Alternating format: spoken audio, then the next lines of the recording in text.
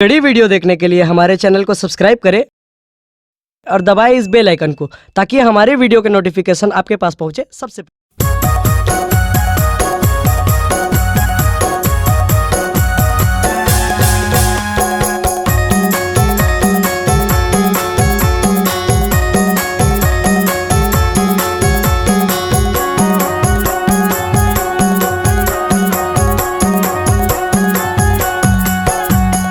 कौन बन डोंगरी जंगल में बाबा, कौन बन डोंगरी जंगल में बाबा, बैठे हो बेटे यार मोर घर गली दुआरिया जावे लगे हवे यार, मोर घर गली दुआरिया जावे लगे हवे यार। सतनाम जय सतनाम, सतनाम जय सतनाम।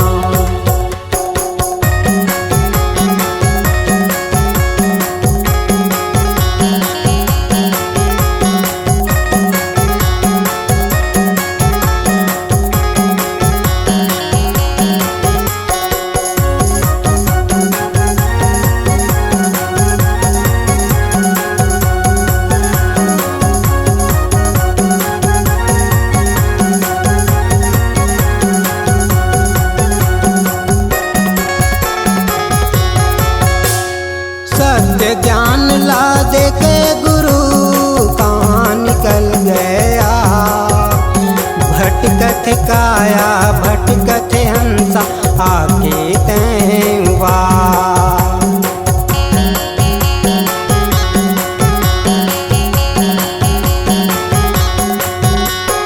सत्य ज्ञान ला दे के गुरु कहाँ निकल गया, भटकत काया भटकत हंसा आके तैवा। भटकत काया भटकत हंसा आके तैवा। मन के लए बरोबर, मन के लए बरोबर संदेश दे के आ, मोर घर गली दुआरिया जाग लगे हवे यार, मोर घर गली दुआरिया जाग लगे हवे यार। सतनाम है सतनाम, सतनाम जय सतनाम।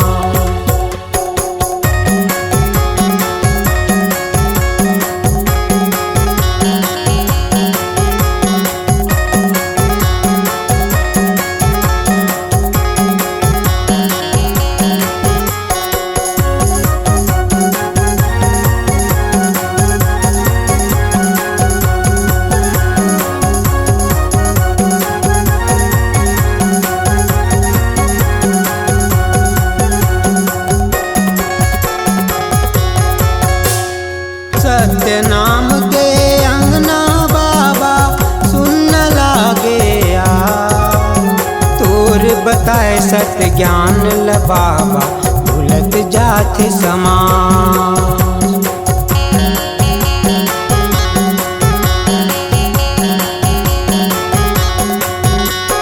सत्य नाम के अंगना बाबा सुन लागे यार, तोर बताए सत्य ज्ञान ल बाबा भूलत जात समान।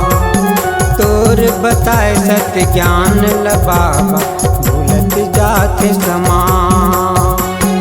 सत्य मना के आभूषण है, सत्य मना के आभूषण है, कह धारण कर लो आ, मोर घर गली दुआरिया जाग लगे हवे यार, मोर घर गली दुआरिया जाग लगे हवे यार। सतनाम है सतनाम, सतनाम जय सतनाम।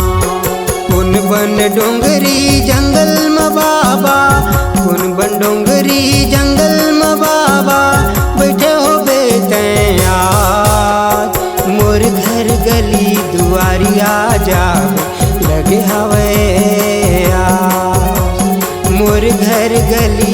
दुआरिया जाबे लगे हवे आस। सतनाम है सतनाम, सतनाम जय सतनाम, सतनाम जय सतनाम, सतनाम जय सतनाम। अगर आप अपनी आवाज को एक नया आयाम देना चाहते हैं तो चले आइए मल्टी ट्रैक डिजिटल रिकॉर्डिंग के लिए संपर्क करें HK म्यूजिक कंपनी, कोटा डबरी, चांपा, छत्तीसगढ़। मोबाइल नंबर है 9329238487 और 8085380339।